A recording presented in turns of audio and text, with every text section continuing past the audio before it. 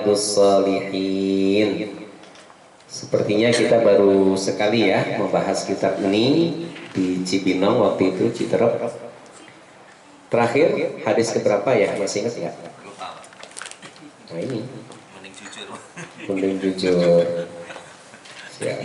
Oke.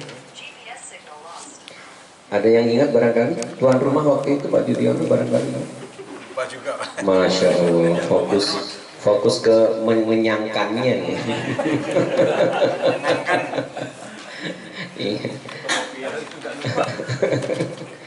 Fokus ke mengenyangkannya.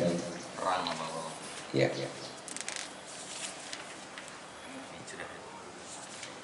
Kemarin kalau nggak salah memang bicara tentang hijrah ya.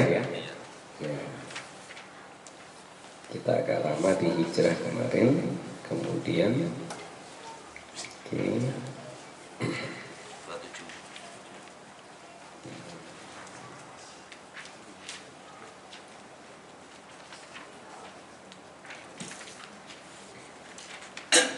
ya. Sekarang lihat hadis ke-7. Hadis ke-7. Nggak ada nomornya. Ya. Halaman 30. An Abi Hurairah Abdurrahman ibni Sakhar radhiyallahu anhu. Dari Abu Hurairah. Kita sering mengenal istilah atau nama beliau adalah Abu Hurairah. Nama asli Abu Hurairah itu adalah Abdurrahman ibnu Sakhar radhiyallahu anhu. Qala, dia berkata, qala Rasulullah sallallahu alaihi wasallam, Rasulullah sallallahu alaihi wasallam bersabda, innallaha la yanzuru ila ajsamikum. Sesungguhnya Allah tidak melihat kepada badan-badan kalian, fisik-fisik kalian. Wala ila suwarikum, dan tidak pula melihat kepada bentuk-bentuk kalian. Walakin, akan tetapi, yang guru, dia melihat ila qulubikum, kepada hati kalian. Rawahu Muslim. Hadis ini diriwayatkan oleh Muslim. Saya yakin Bapak dan Ibu Haji sering ya mendapatkan penjelasan tentang ini. Ya, sudah memahami insya Allah meskipun hadisnya nggak hafal. Nah, sekarang boleh dihafal mumpung pendek. Innallaha, sesungguhnya Allah, la yang guru, tidak melihat, ila ajsamikum, kepada jasad atau fisik-fisik kalian. Wala ila suwarikum, dan tidak pula kepada bentuk-bentuk kalian. Walakin, akan tetapi, yang guru ila qulubikum, dia melihat kepada hati-hati kalian. Waalaikumsalam warahmatullahi wabarakatuh. Alhamdulillah.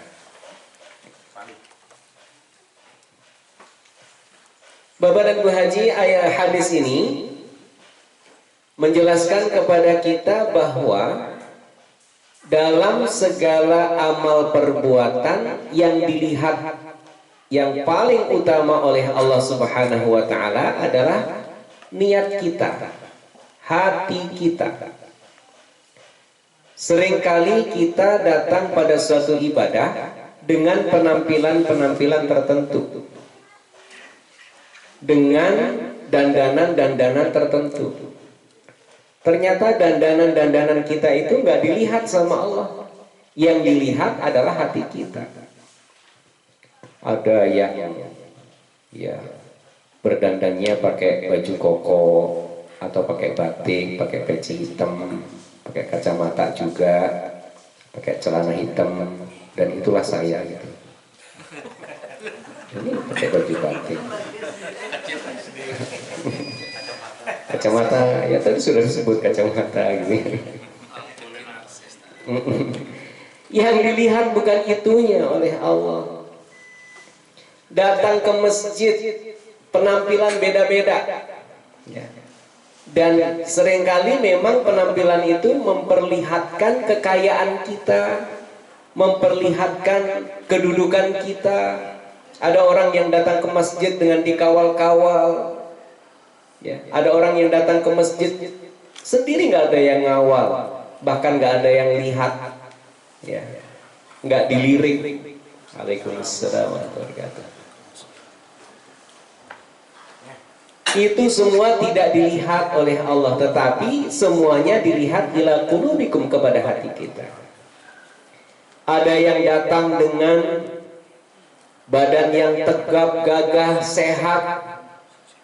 Ada lagi yang datang dengan jalan susah payah. Ada lagi yang datang dengan bahkan waalaikumsalam warahmatullahi wabarakatuh. Apa bahasa nggak enaknya tuh ngesot. Saya bilang bahasa nggak enak karena ada judul film juga itu. Nah, udah terusin sendiri ya. Tapi kenyataan, bahkan orang yang datang dengan ngesot itu nyaris tidak pernah tertinggal untuk sholat berjamaah. Ini dahsyat menurut saya. Kenapa kita-kita yang sehat-sehat bisa berjalan dengan mudah tanpa halangan apapun, tapi untuk mendatangi sholat berjamaah masih banyak yang tertinggal. Subhanallah. Nah, dengan beragamnya cara kita datang ke tempat ibadah, ternyata yang paling dilihat oleh Allah adalah hati kita. Bisa saja orang yang datang dengan sangat sehat, dengan penampilan yang paling gagah, dia adalah orang yang sangat ikhlas. Sangat ikhlas. Tapi bisa juga dia sangat tidak ikhlas karena ingin memperlihatkan. Ya. Lalu ada orang yang datang dengan cara susah payah. Nah, kalau ini kebanyakan insya Allah ikhlas. Kalau nggak ikhlas, mendingan dia diam di rumah atau sholat di rumah karena dia punya alasan. Saya sakit, saya begini dan seterusnya. Udah susah payah, lebih punya alasan untuk tidak datang sholat berjamaah, tetapi dia tetap mendatanginya. Kemungkinan besarnya dia ikhlas karena Allah Subhanahu wa ta'ala. Nah, subhanallah Bapak dan Ibu Haji yang dirahmati Allah, ya. Ini ikhlas itu luar biasa efeknya, yang berat, ya, tetap dilaksanakan dengan penuh ketaatan. Saya tidak mengatakan berat menjadi ringan, ya, karena berat tetap berat, tapi dia jalankan dengan penuh, ya, semangat mentaati Allah Subhanahu wa ta'ala. Alhamdulillah, ini hari sudah pada menyebutkan asal daerahnya masing-masing. Saya datang pengajian dari Kudus, saya datang pengajian dari mana tadi? Klaten, saya datang dari Qatar, dari Madiun. Gak mau kalah, ustadznya dari Jombang. Ustadznya dari Jombang. Iya. Iya. Kesini jalan kaki menuju mobil. Jadi yang dapat pahala siapa? Rodanya apa kakinya gitu? Mobilnya. Nah, subhanallah, itu ikhlas. Pekerjaan yang berat tetap dilakukan dengan penuh ketaatan kepada Allah Subhanahu wa ta'ala. Itu adalah buah dari keikhlasan kita. Bapak dan Ibu Haji yang dirahmati Allah, maka menata hati untuk senantiasa ikhlas, hadir ke, nah, ada kesannya Bekasi itu jauh bener gitu kan? Enggak jauh. Bekasi itu kalau dari Jakarta yang paling timur ke Bekasi paling dekat gitu. Kalau dari Serang ya. Pokoknya kalau Pak Azam nggak datang, wah dia di Serang dia. Iya, dia di Serang dia. Alhamdulillah. Ya. Nah, kita tata hati kita untuk senantiasa mentaati Allah. Dalam hal-hal kecil kita taati, dalam hal besar pun kita taati. Dalam hal yang menurut kita ringan kita taati, dalam hal yang menurut kita berat itu pun kita taati. Dalam hal kita harus berkorban atas harta kita, berkorban atas keluarga kita demi melaksanakan perintah Allah, kita lakukan itu. Itu adalah karena keikhlasan kita semuanya, insya Allah. Ya. Ini hadis yang ke-7. Hadis yang ke-8. Wa an Abi Musa Abdullah ibni Qais al-Ash'ari radhiyallahu anhu qala. Dia berkata, su'ila Rasulullah sallallahu alaihi wasallam. Dia telah ditanya, Rasulullah sallallahu alaihi wasallam telah ditanya, anir rajuli, tentang seorang laki-laki yuqatilu syaja'atan, dia berperang karena keberaniannya, wa yuqatilu hamiyatan, dan dia berperang karena ingin menjaga keluarganya, ya, atau karena fanatisme, ya. Wa yuqatilu riya'an, dan dia berperang karena ingin dilihat, pamer, ya, riya. Ayyudzalika fi sabilillah, yang manakah yang termasuk fi sabilillah? Pertanyaan ini disampaikan kepada Rasulullah sallallahu alaihi wasallam. Faqala Rasulullah sallallahu alaihi wasallam, maka Rasulullah sallallahu alaihi wasallam bersabda, man qatala, siapa yang berperang, litakuna kalimatullahi hiyal ulya, dengan tujuan agar kalimat Allah itulah yang tinggi, fahuwa fi sabilillah, maka dialah di jalan Allah. Muttafaqun alaih. Hadis ini diriwayatkan oleh Bukhari dan Muslim.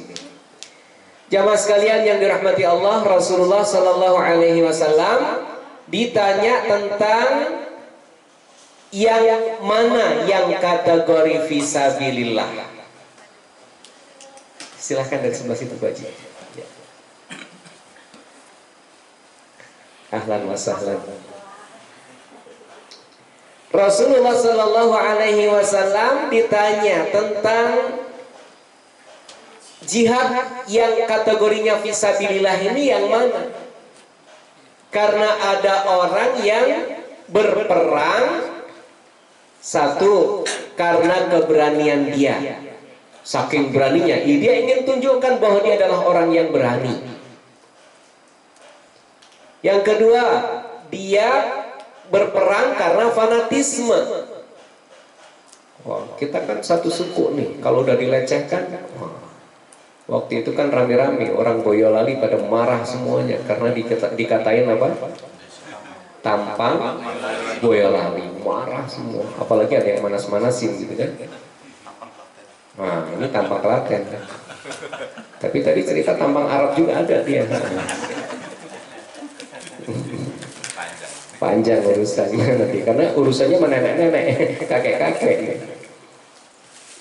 Nah, jadi karena fanatisme, sukunya diserang, wah, timbul. Tapi kalau beda suku, walaupun sesama Muslim, cuek dia. Ada sebahagian orang Islam ketika peduli kepada saudara-saudaranya yang di Palestina, memberikan bantuan doa, bantuan dana dikirim ke Palestina karena diperangi oleh orang-orang Israel misalnya. Kemudian ada yang mencemooh, ngapain jauh-jauh, di negeri sendiri juga banyak orang yang harus kita bantu. Ini kalau pakai logika, ya, yang dibantu di sana itu sesama Muslim. Itu secara otomatis yang jauh aja dibantu, apalagi yang dekat. Berarti bantuan kita kepada atau kepedulian kita kepada sesama muslim ini tidak dibatasi oleh teritori kita. Hanya karena satu negara atau karena satu suku, tapi siapapun yang masih sesama saudara kita, kita bantu dia. Bahkan ancaman Rasulullah Sallallahu Alaihi Wasallam, man lam yahtamma bi umuril muslimin falaysa minhum. Siapa orang yang tidak punya perhatian, tidak punya kepedulian kepada orang-orang Islam atau kepada perkaranya orang-orang Islam, falaysa minhum, kata Rasulullah, maka dia tidak termasuk dari bagian itu, dari bagian orang Islam itu. Tuh kan ngeri kalau kita orang Islam tapi dibilang bukan termasuk golongan orang Islam, hanya karena tidak memberikan kepedulian kita kepada urusan orang Islam yang lain. Jadi Islam itu tidak terbatas kepada teritori kita, ya, tidak terbatas kepada suku kita, tapi menyeluruh, ya, seluruh alam semesta ini. Nah, jadi kata Rasulullah SAW, ya, ketika ditanyakan apakah orang yang yuqatilu riya'an, ingin dilihat, itu termasuk fisabilillah, kata Rasulullah, yang termasuk fisabilillah itu adalah yang hatinya ketika berperang itu menginginkan agar kalimat Allah ini menjadi tinggi. Kalau ada yang menistakan agama kita, bangkit keinginan kita untuk menjaga agama ini jangan sampai dinistakan. Ya, kita ingin agama Allah ini yang paling tinggi di muka bumi ini. Itulah yang termasuk fisabilillah, ya, berperangnya karena fisabilillah. Gitu, bukan fanatisme. Dan alhamdulillah kita sudah meninggalkan hal-hal yang semacam ini, ya, yang semacam fanatisme, insya Allah. Makanya ada yang kita datang ini ke pengajian ini tidak melihat ini tuan rumahnya orang Padang, orang Jawa, apa orang Batak nih, nggak dilihat. Oh, orang Batak, udahlah orang Batak aja yang datang deh, gitu ya. Dan ini mohon maaf ini ya, kita nggak melihat ini Pak Medi ini pilihan politiknya apa gitu. Wah, pilihan politiknya nomor 3, enggak deh, kita nggak datang.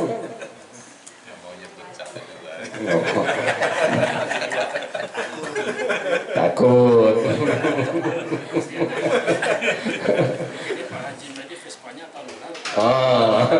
Pak Haji Medi termasuk penggemar Vespa bukan?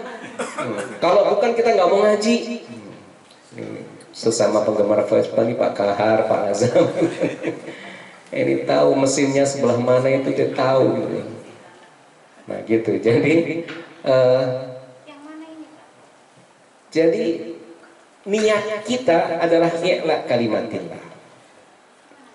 Ya.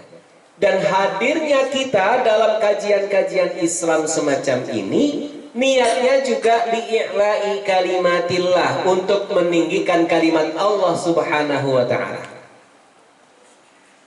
Walaupun bentuknya pengajian, dikira namanya i'la kalimatillah itu hanya perang, tidak.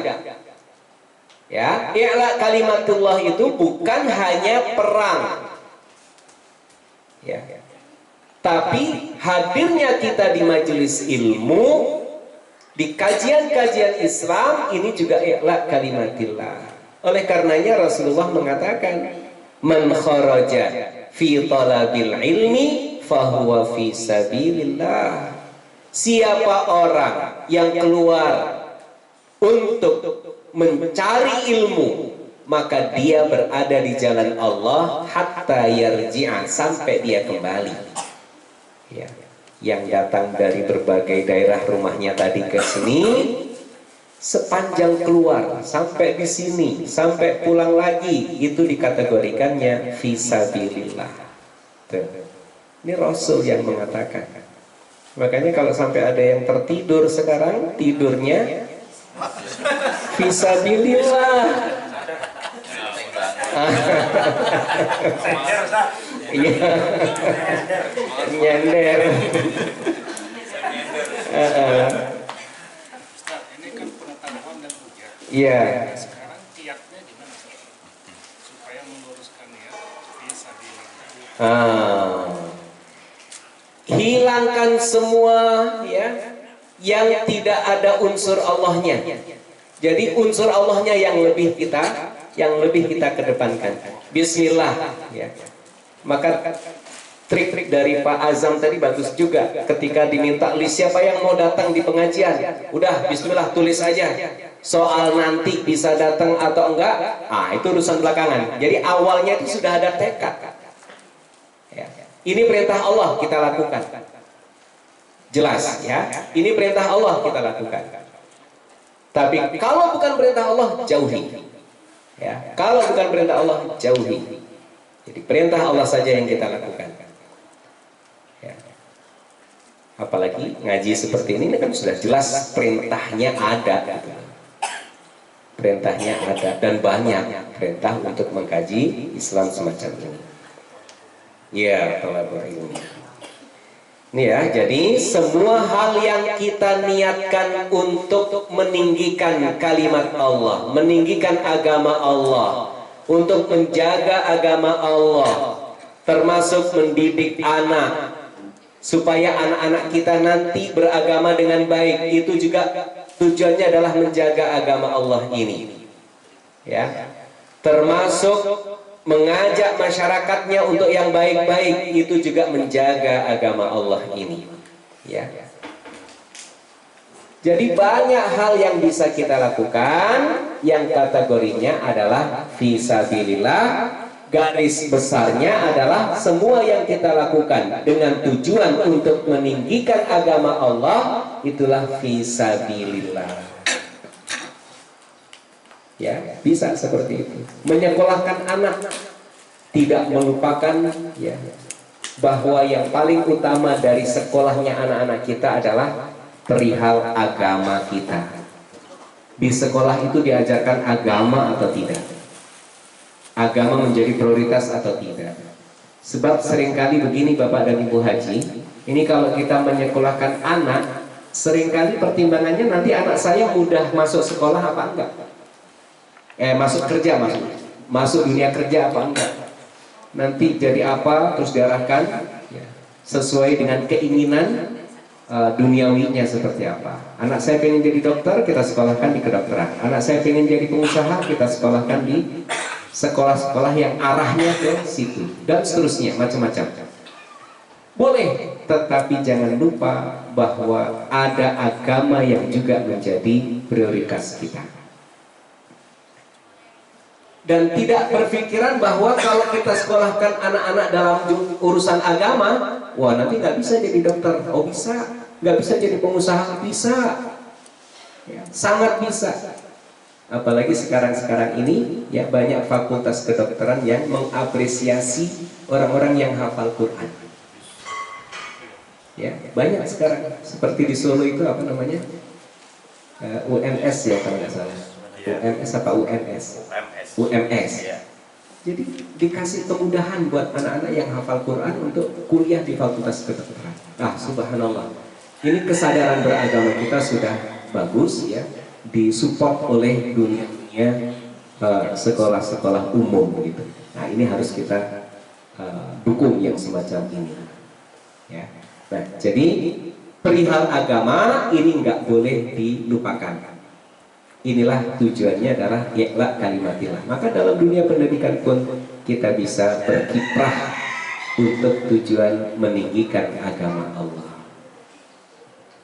Ini misalnya kita nih, ya, kita alumni Haji 2017 ini, misalnya berpikir, yuk kita support salah satu pesantren tahfidz misalnya, ya, disupport dari sisi operasional bulanan mereka. Bisa saja Bapak Ibu bergabung. Kalau di alumni haji yang lainnya itu mensupport desa binaan, ya Pak Haji, desa binaan di Babakan Madang, Sentul gitu. Nah mungkin Bapak Ibu punya ide-ide yang lainnya, ya. Nah, semuanya itu tujuannya adalah i'la kalimatillah, meninggikan agama Allah Subhanahu wa taala. Ya, nanti kita bicarakan hal-hal yang seperti itu. Tadi wacananya untuk apa namanya? Off-road apa ring road tadi? Outing, ring road. Iya, jauh banget. Itu istilah dari mana? Ring road. Ngaji ring road. Outing gitu ya. Ya, insya Allah nanti kita bahas lah. Mudah-mudahan itu semuanya kita niatkan untuk menyemangati terus kita fisabilillah ini. Lanjut dulu ya. Ayat 9. Ayat lagi. Hadis maksud saya. Hadis 9. Wa an Abi Bakrah Nufai ibn al-Harith al-Thaqafi radhiyallahu anhu anna Nabiy sallallahu alaihi wasallam qala, bahwa Nabi sallallahu alaihi wasallam bersabda, idzal taqal muslimani bisayfayhima, apabila bertemu dua orang muslim dengan kedua pedangnya, fal qatilu, maka orang yang membunuh, wal maqtulu, dan orang yang terbunuh, finnar, berada di neraka. Qultu, aku mengatakan, ya Rasulullah, wahai Rasulullah, hadzal qatil, pembunuh ini, maksudnya kalau pembunuh ini di neraka, faham saya, sudah pasti karena dia membunuh. Fama balul maktul, maka apa maksudnya kok yang terbunuh juga di neraka? Qala Rasulullah sallallahu alaihi wasallam bersabda, innahu, sesungguhnya orang yang terbunuh, kana harisan, dia sangat menginginkan, ala qatli sahibihi, untuk membunuh temannya. Muttafaqun alaihi.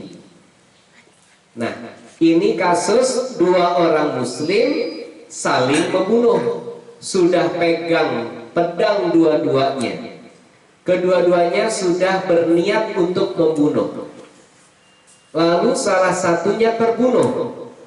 Ya, jarang ya ada orang berantem dua-duanya mati. Hono coroko. Ini memang orang Klaten ya. Pak Tahar orang Klaten. Oh, Jember. Iya. Lebih jauh lagi datang ke pengajiannya kan. Jadi orang yang membunuh masuk neraka. Kita paham kata sahabat ini.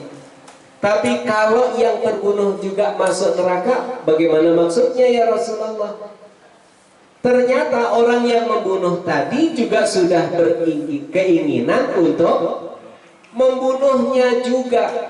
Jadi di sini dinilai dari niatnya dan sudah melakukan, cuma nggak berhasil. Jadi dua-duanya berantem, berarti dua-duanya sudah melakukan niatnya. Kalau baru niat saja terus nggak jadi, nanti ada penjelasannya ya. Sudah niat saja nggak dilakukan, nah tergantung niatnya baik atau niatnya buruk. Ya. Nanti kalau niatnya baik, dia dapat pahala dari niatnya. Kalau dia niatnya buruk dan tidak jadi melakukannya, dia dinilai baik juga, dapat pahala juga. Karena apa? Pahala menahan diri dari berbuat buruk. Enak kan? Ayo berniat berbuat buruk semuanya, habis itu batalin. Ya nggak usah berniat buruk lah, gitu. Masih banyak pahala-pahala dari sisi yang lain, yaitu berniat baik. Jadi dua-duanya masuk neraka. Hadis ke-10.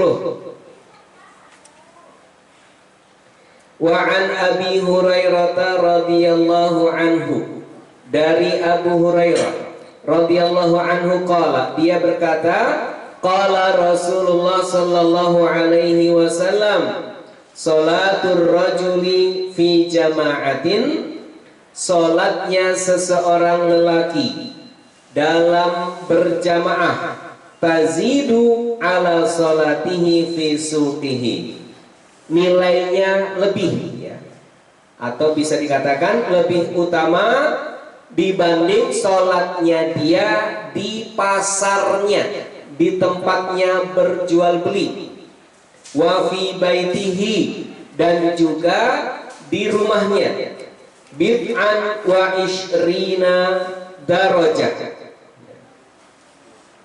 antara 3 sampai 9, ya. Kata bid'un itu artinya nilainya antara 3 sampai 9. Artinya apa?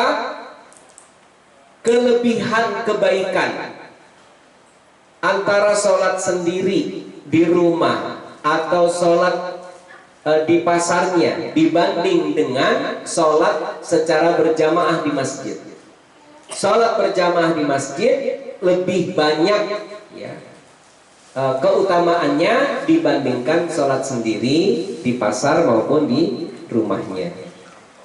Ya, di kantor kalau sekarang, ya, suk ini kantornya, ya. Bid'an wa ishrina darajah. Jadi lebih utama 20, antara 23 sampai 29, maksudnya begitu, ya, derajatnya itu. Maka ada hadis yang lainnya mengatakan, ya, sholatul jamaati afdalu atau tafdulu min sholatil fardhi bisab'in wa ishrina darajah. Sholat berjamaah itu lebih utama, derajatnya perbandingannya 27 dibanding sholat sendiri. Nah, itu penjelasannya tidak ada perselisihan sama dengan yang hadis di sini sekarang ini. Wadhalika anna ahadahum, dan yang demikian itu bahwa salah satu di antara mereka idza tawaddaa, apabila dia berwudu, fa ahsanal wudu, lalu dia melakukan wudunya dengan sebaik-baiknya, ya, thumma atal masjid, kemudian dia datang ke masjid, la yuridu illa shalah, dia tidak menginginkan datang ke masjid kecuali untuk melaksanakan sholat, la yanhazuhu illa shalah, ya, tidak mendorongnya untuk datang ke masjid kecuali sholat, lam yakhtu khutwatan illa rufi'a lahu biha darajah, dia tidak melangkahkan kaki kecuali setiap langkahnya itu mengangkat derajatnya, wa hutta anhu biha khati'ah, dan dihapuskan dari setiap langkah itu kesalahan-kesalahannya, hatta yadkhulal masjid, sampai dia masuk masjid. Ini subhanallah, ya, orang yang datang ke masjid diawali dengan berwudu di rumah, kemudian datang ke masjid itu motivasinya hanya untuk sholat, ya. Tidak ada dorongan atau motivasi apa-apa kecuali memang dia ingin sholat. Karena orang ke masjid itu belum tentu sholat, ya Pak, ya. Ada yang ke masjid cuma numpang, buang air kecil. Ada yang ke masjid memang lagi ngelirik-ngelirik mana yang baik menurut Ustaz. Ada sendal, ada sepatu. Ambillah yang baik-baik, tinggalkan yang buruk-buruk, kan gitu. Ada yang niatnya untuk itu, gitu, ya. Nah, jadi ini datang ke masjid niatnya adalah untuk sholat. Maka kata Rasulullah, langkah kakinya, setiap langkah kakinya itu akan menambahkan derajatnya. Subhanallah, ya. Berarti makin jauh makin tinggi derajatnya seseorang. Lalu setiap langkahnya juga itu akan menghapuskan dosa-dosanya. Subhanallah, begitu mudahnya Allah itu menghapus dosa kita. Tapi yang terpenting adalah bagaimana kita berusaha untuk mentaati Allah, ya, dalam hal salat berjamaah ini. Fa idza dakhalal masjid, maka apabila dia telah memasuki masjid, kana fi sholati, ya, dia sholat, maka nanti sholat hiya tahbisuh, tidak ada yang menahannya di masjid kecuali sholat. ya, nunggu sampai sholat, ya. Sampai sholat selesai, sabar dia menunggu, ya. Begitu iqomah kok agak lama, dia tunggu dengan penuh kesabaran. Maka bisa dibayangkan ya, saat misalnya kita berhaji dulu, ya, kita di tanah suci, ketika sudah datang di masjid, walaupun jaraknya lama dengan sholatnya, dengan sabar, dengan tenang, gitu ya, nggak ada ngitung-ngitung jam gitu kan. Lama bener ya, kok lama bener? Nggak mikirin seperti itu ya. Kecuali kalau di Indonesia, ya Allah kok lama bener nih mananya. Iya. Kalau telat dikit jalan tolnya macet nih.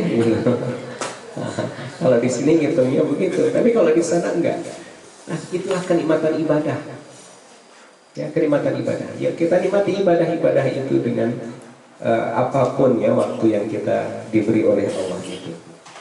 Wal malaikatu yusallun. Jadi maksudnya selama di masjid, malaikat itu mendoakan. Wal malaikatu yusalluna ala ahadikum madama fi majlisihi alladhi shalla fihi. Sepanjang dia masih berada di tempat sholatnya, di masjid itu, belum keluar dari masjid itu, malaikat mendoakan kita. Subhanallah. Yaqulun, apa kata malaikat? Allahummarhamhu, ya Allah berilah rahmat nih orang nih yang datang ke masjid untuk sholat, dia betah di masjid nggak pulang-pulang, sepanjang berada di masjid itu didoakan oleh malaikat. Allahumma gfir lahu, selain rahmat, doa dari malaikat, doa ampunan, ampuni dia ya Allah. Tuh, yang ngedoain tuh malaikat. Kiai aja kadang-kadang kita kejar minta didoakan. Masuk kan? Orang cerdas nih mungkin nih. Sampai harus ke sarang pun didatengin. Salah baca teks lagi. Maaf. Ini saya tidak menyinggung politik ya. Tetapi tahun politik susah dihindari. Kejadiannya memang begitu. Ya. Maksud saya siapa? Pak Prabowo datang ke sana minta didoain kan waktu itu. Udah lama sih, tuh berapa bulan yang lalu gitu. Nah, jadi kiai aja itu kita minta didoakan. Apalagi kalau di kalangan kita dulu di pesantren ketemu kiai itu, wah, disalamin tangannya, Pak Yai doain ya, doain. Itu kiai aja kita minta didoakan. Ini yang mendoakan malaikat. Cukup datang ke masjid untuk sholat fardu berjamaah di masjid, sepanjang kita di masjid didoakan oleh malaikat. Ya. Kalau kita bilang derajatnya tinggian mana malaikat sama manusia, mungkin kita akan mengatakan malaikat. Karena apa? Malaikat itu makhluk yang senantiasa taat kepada Allah. Setiap perintah Allah dilaksanakan, nggak pernah mendurhakai Allah. Malaikat adalah makhluk-makhluk yang dekat dengan Allah. Coba. Maka kalau yang mendoakan malaikat luar biasa. Luar biasa. Nah, jadi kalau mau didoakan malaikat, datang ke masjid untuk salat fardu berjamaah. Buat pria ya. Buat wanita, kalau sama prianya, sama suaminya nggak apa-apa ya, menjaga dari fitnah. Ya, begitu kira-kira. Memang kenapa? Kita berdiam diri di masjid Bukan hanya agak lama, Pak, sepanjang kita di masjid. Walau sebentar pun didoakan juga. Ya, walaupun sebentar pun didoakan juga. Ya, ini always, selalu, Pak, tidak pernah never. Always itu selalu, tidak pernah itu never ya. Ya, dari rumah, kalau batal wudhu lagi di sana. Intinya kehadiran kita ke masjid untuk melaksanakan sholat fardu berjamaah. Mau lama di masjid, mau sebentar di masjid, ya, sepanjang kita masih di dalam masjid itu didoakan oleh malaikat. Lalu selain rahmatnya Allah, ampunan Allah, maka malaikat juga berdoa, Allahumma tub alaihi, ya Allah terimalah taubatnya. Kalau datang ke masjid beristighfar minta ampun kemudian bertaubat kepada Allah, malaikat juga ikut mendoakan supaya taubat kita diterima oleh Allah. Masya Allah. Ini perasaan tidak sendiri dalam kehidupan, ya, tetapi ada kebersamaan malaikat ketika kita berinteraksi, berkomunikasi dengan Allah Subhanahu wa Ta'ala. Ya. Malam yu'dhi fihi, sepanjang dia tidak, ya, melakukan perbuatan yang sia-sia, yang tidak melakukan perbuatan yang menyakiti, menganiaya, mengganggu. Intinya bahwa ini adalah salah satu adab kita di masjid, bahwa ketika kita berada di masjid kita tidak melakukan perbuatan sia-sia. Sekaligus menerjemahkan video yang di-share kemarin, ada yang minta, Ustadz, ya, tolong diterjemahin karena pakai bahasa Arab. Apa isinya? Itu adalah kritikan dari salah satu ulama, salah satu ustadz di Masjid Nabawi kalau saya tidak salah lihat itu, ya. Iya, kebiasaan orang Indonesia untuk selfie-yatun. Pakai bahasa Arab, selfie-yatun. Ini ada orang-orang Indonesia itu memang subhanallah, depan Ka'bah, yang dia kritiki bukan hanya itu aja, tapi lagi khutbah, ya, dengerin khutbah dia selfie-selfian. Masya Allah. Ustadz tadi mengatakan nggak dapat pahala apa-apa dari sholat Jumatnya, ya, karena apa? Melakukan perbuatan yang sia-sia. Apalagi, ya, bahwa selfie itu adalah untuk kebohongan. Selfie-nya untuk kebohongan. Mohon kata-kata kebohongan jangan diterjemahkan dengan bahasa-bahasa lain, ya. Karena, ini maksud saya jangan yang itu, Pak. Jadi kadang-kadang, ya, minta tolong temannya, tolong fotoin. Kemudian dia berdoa begini, terus difotoin. Kan seperti itu ya? Iya, berarti iya gitu. Minta tolong difotoin. Kemudian dia seolah-olah berdoa begini. Ini kan bohong. Dia tidak berdoa, difoto seolah-olah berdoa. Kemudian menjadi status di IG-nya. Orang sedunia lihat, dia lagi berdoa, ya kan? Titip doain kan gitu.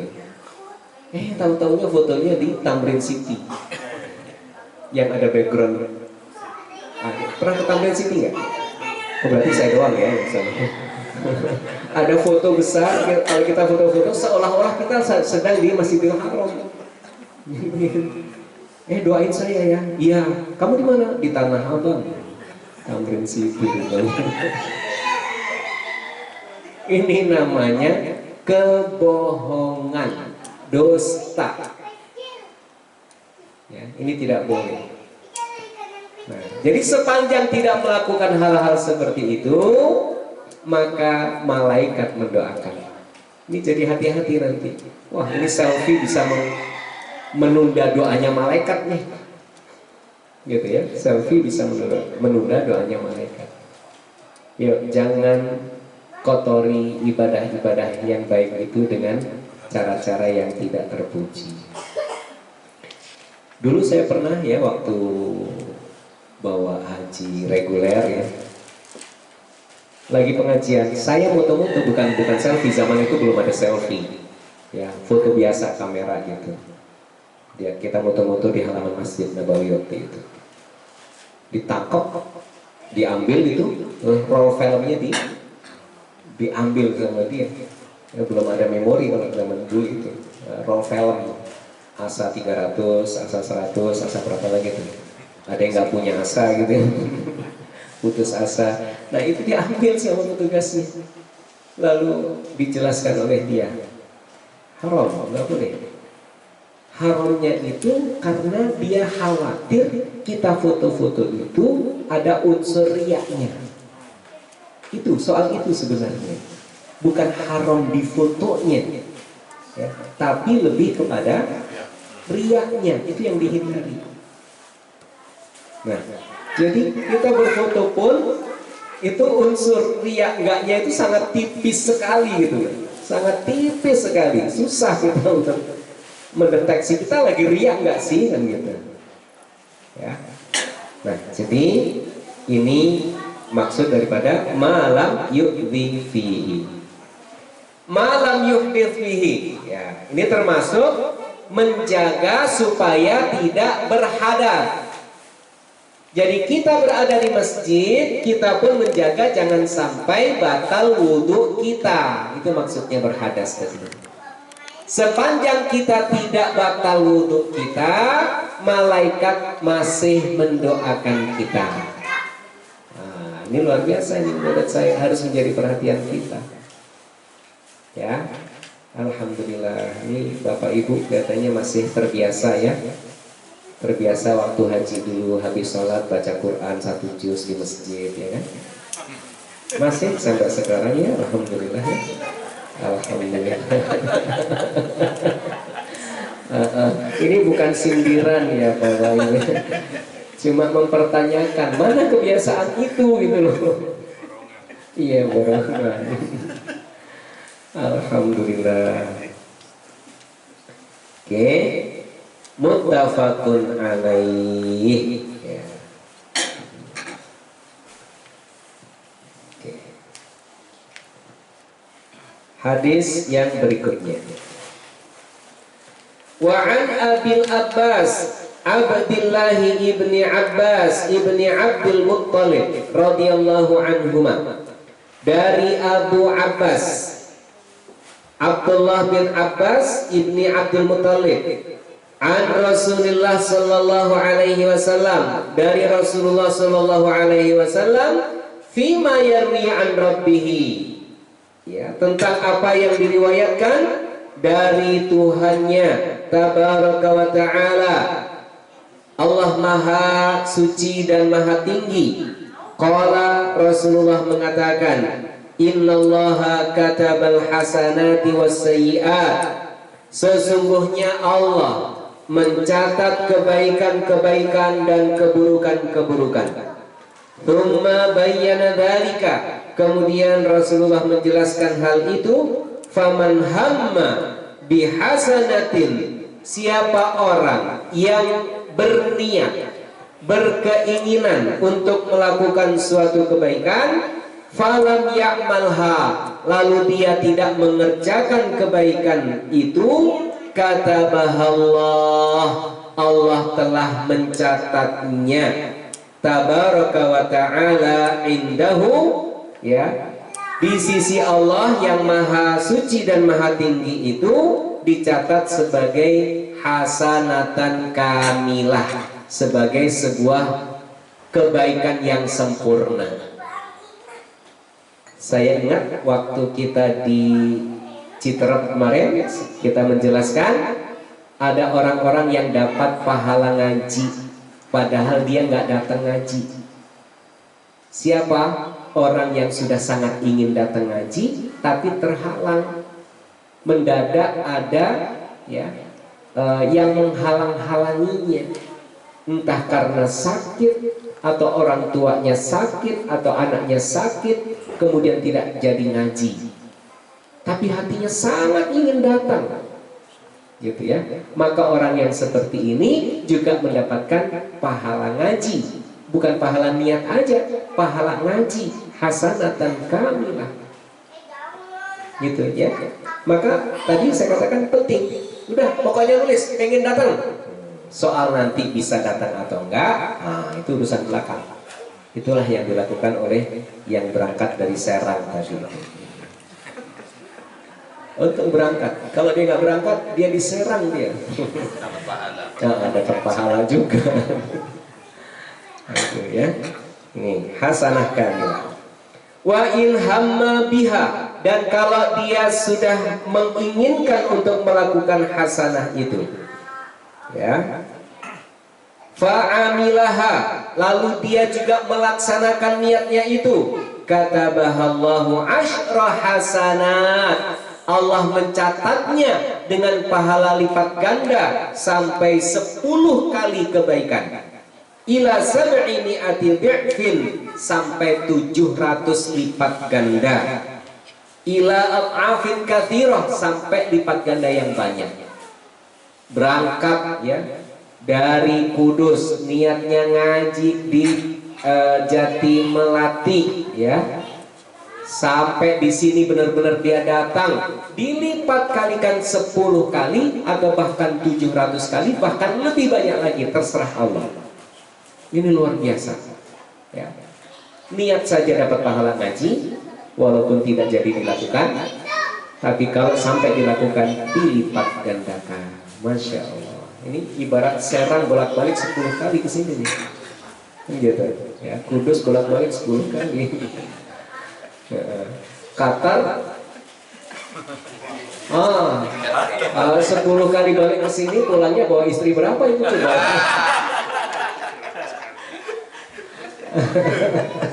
Qatar loh. Iya, kalah semua. Tapi kemarin ada Tunis juga ya, dapat info ya, Tunis katanya. Ini ngomongin apa sih sebenarnya? Ngomongin korma, ya. Ini tadi Pak Azam cerita ya, berangkat haji pulang bawa istri baru, karena istri lamanya udah meninggal gitu. Nah, jangan diterusin. Jangan diterusin. Wa in hamma bisayyi'atin. Nah, sebaliknya sekarang, kalau dia menginginkan atau berniat untuk melakukan suatu perbuatan buruk, falam ya'malha, lalu dia belum melakukannya, tidak jadi mengerjakan keburukan itu, katabahallahu indahu hasanatan kamilah, Allah mencatatnya dengan sebuah satu kebaikan yang sempurna. Luar biasa. Jadi kalau sudah menginginkan berbuat buruk tapi nggak jadi, ini dicatat sebagai amal soleh. Jadi suatu kebaikan. Jadi tidak sia-sia walaupun sudah berniat buruk. Nah, ketika dia urungkan untuk melakukan perbuatan buruk itu, maka dia dapat pahala.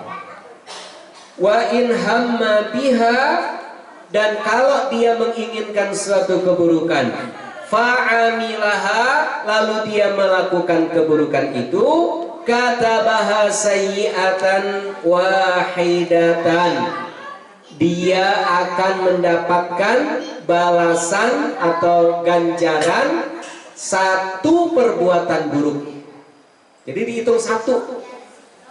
Sudah berniat lalu direalisasikan niat buruknya itu, maka balasannya cuma satu, nggak dilipat gandakan.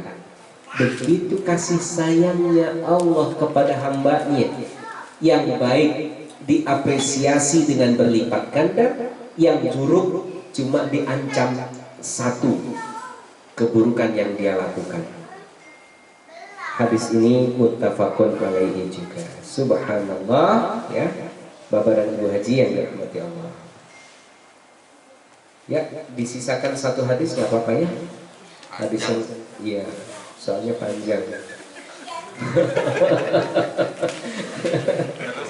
Iya. Hamma itu artinya sangat menginginkan. Mungkin kalau Bapak Ibu pernah mendengar kata himmah. Oh, lain lagi. Nah, iya, itu beda. Ya, memang sama-sama dari kata hamma. Dalam bahasa Arab itu ada yang kata dasarnya sama tapi beda jenis, ya, beda jenis. Kadang-kadang hanya karena beda kata mudhari'nya atau beda kata yang mengiringi. Seperti kata hasaba. Hasaba artinya menghitung. Hasiba artinya mengira. Sama-sama hurufnya sama. Ada hasaba yahsibu juga. Nah, karena fi'il mudhari'nya yahsibu, maka artinya dia mengira. Jadi ada yang berarti menghitung, ada yang berarti mengira. Kan sering ya mendengar kata hisab, ada ahli hisab, ahli ngitung sebenarnya, bukan ahli begini, bukan. Bukan. Itu kalau itu beda huruf. Ya, pakai P atau pakai B. Pakai B menghitung. Kalau pakai P ya udah tahu sendiri bagaimana prakteknya gitu. Ya pakai P. Ya. Lalu ada misalnya roghiba. Ya, kata roghiba sama-sama roghiba. Tapi yang satu artinya membenci, yang satu artinya menyukai. Tuh, dalam bahasa Arab itu begitu. Iya, apa berlawanan gitu artinya. Nah, apa yang menentukan? Yang menentukan adalah huruf yang mengikuti. Seperti raghibaan, ini artinya membenci. Raghiba fi artinya menyukai. Tuh. Jadi tergantung an atau fi yang mengikuti kata itu. Nah, hamma yahummu, ya ada hamma yahimmu atau yahammu. Nah ini beda lagi nanti artinya, gitu. Nah makanya ada doa Allahumma inni a'udzubika minal hammi wal hazan. Al-hammu di situ adalah kegalauan, kesedihan. Ya, ya sama. Ya, ada di doa-doa kita ya, al-makturat itu. Alham. Gitu. Nah, sedangkan hamma di sini adalah sangat menginginkan. Mungkin ada yang pernah dengar kata al-muhim, yang penting. Ahamiyah, urgensi atau pentingnya. Itu ahamiyah dari kata-kata hamma ini.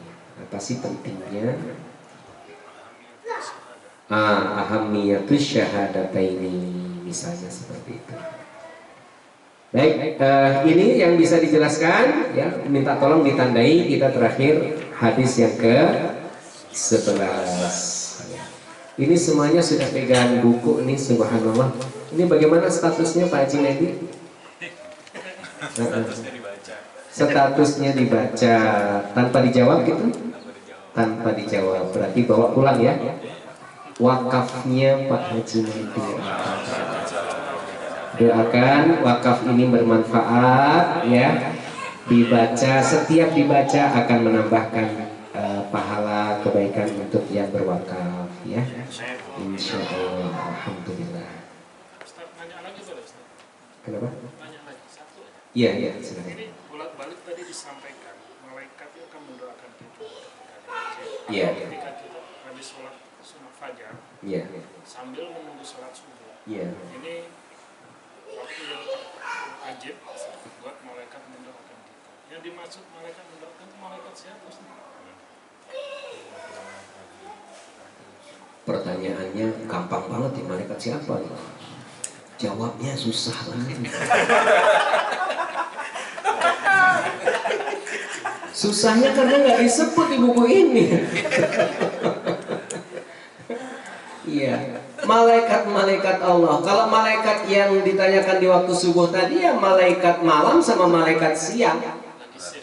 Iya. Malaikat yang dekat yang. Bahwa intinya setiap kita melangkah kemanapun kita menuju, dimanapun kita berada, sesungguhnya di sekitar kita ada malaikat-malaikat. At least malaikat raqib sama malaikat atid. Gitu. Jadi malaikat-malaikat itulah yang mendoakan kita. Subhanallah, apalagi subuh dan asar yang memang dijelaskan sendiri oleh Rasulullah. bahwa ada malaikat malam yang berjaga itu masih ada di waktu subuh. Malaikat siang yang datang ya di waktu subuh ada juga di waktu subuh. Ibarat kerja tuh kayak shift atau aplusannya gitu. Itu waktu aplusannya tuh subuh sama asar. Ketemu dua-duanya. Kita ada di waktu itu di masjid. Ya didoakan oleh malaikat-malaikat itu.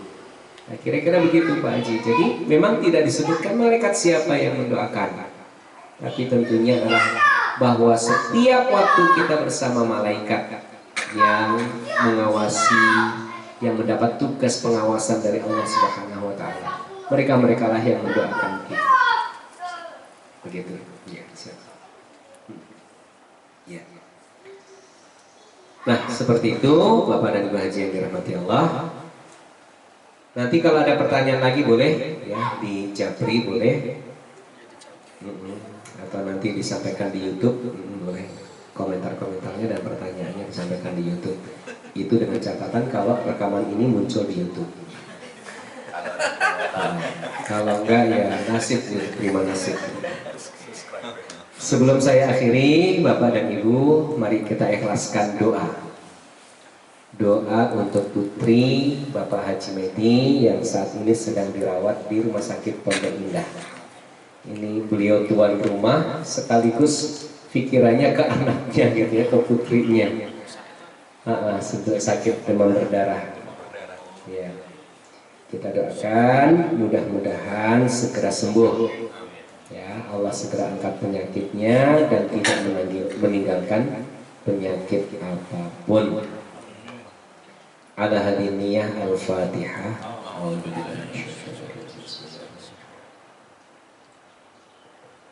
Iyyaka na'budu wa iyyaka nasta'in ihdinas siratal mustaqim siratal ladzina an'amta 'alaihim ghairil maghdubi 'alaihim waladdallin. Allahumma rabban nas anta syafina shifa'ina shifa'uk ishfiha shifa'an ajilan shifa'an la yughadiru saqaman fa innaka anta syafi la shifa'a illa shifa'uka bi rahmatika ya arhamar rahimin amin ya rabbal alamin. Demikian Bapak dan Ibu Haji yang dirahmati Allah, mohon maaf apabila ada yang kurang berkenan di hati Bapak dan Ibu sekalian. Wassalamualaikum warahmatullahi wabarakatuh.